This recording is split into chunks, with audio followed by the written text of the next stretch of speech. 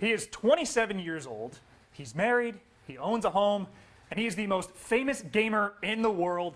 Tyler Ninja Blevins crossed into the mainstream, and Elaine Teng spent a lot of time with him for this cover story on ESPN The Magazine.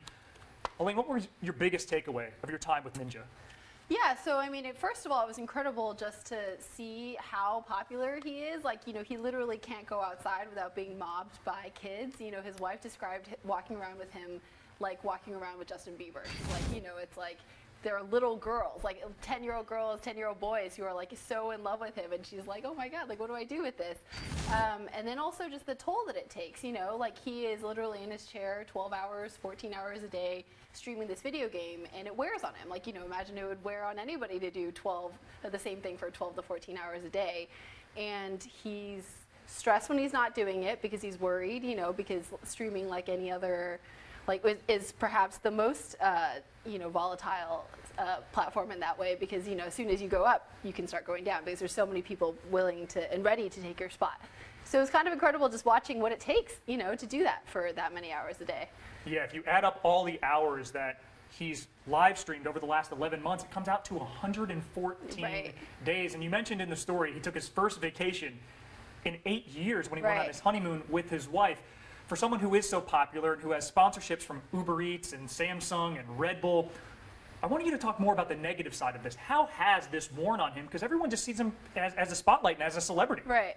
Well, yeah, I mean, it's incredible, right? I mean, I think Ninja himself would say that, he gets paid an incredible amount of money to do something that he loves, which everybody loves, is just playing video games. So, I don't think he would complain and say it's awful. But, it does, every time he leaves his basement essentially to go to an event, which is sponsored by a sponsor, or to a tournament to compete, which all are things that would heighten his profile and grow his brand, which are things that he wants.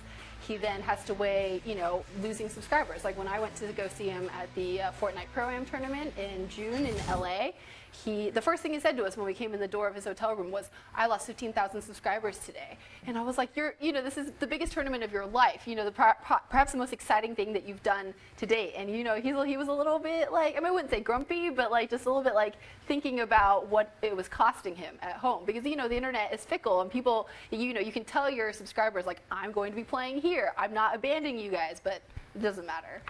Doesn't matter. People on the internet love to get mad. Hi, Twitter. You said in the story that he's worried that he's peaked. But you look at last Friday, streamed Call of Duty Blackout Beta, peaked at 271,000 concurrents. Yes. And if you look at Twitch alone, the hours spent has doubled year over year. So in your estimation, what does the future hold for Ninja and other A-list streamers? It's hard to say. I mean, one of the things that I thought a lot about was, if he's so closely identified with Fortnite, as he has been since March when he got really famous for streaming with Drake, can he then parlay that into fame outside of Fortnite? If Fortnite goes down and some other game, is it Call of Duty, is it something else, goes up? Because inevitably there always is another game, right? That's just the way that the world works. Can he then survive that and make the jump? And he would say he absolutely can, because he's been in gaming a really long time. He started as a Halo pro, he's played a lot of different games, and he's always been at the top. So to him, that's what he needs to do. And he has shown over the years that he has this incredible savvy and ability to discern what the next big thing is. The reason he's so successful with Fortnite is that he saw, very early on, before most other big streamers, that this was going to be the next big thing. And perhaps that's what he's doing with Blackout. Perhaps he'll stick to Fortnite. I don't know. But, it just seems like his audience keeps growing. Adaptation is the name of the game. She's Elaine Teng. This is her story from ESPN The Magazine. You can check it out on ESPN.com and ESPN.com/esports.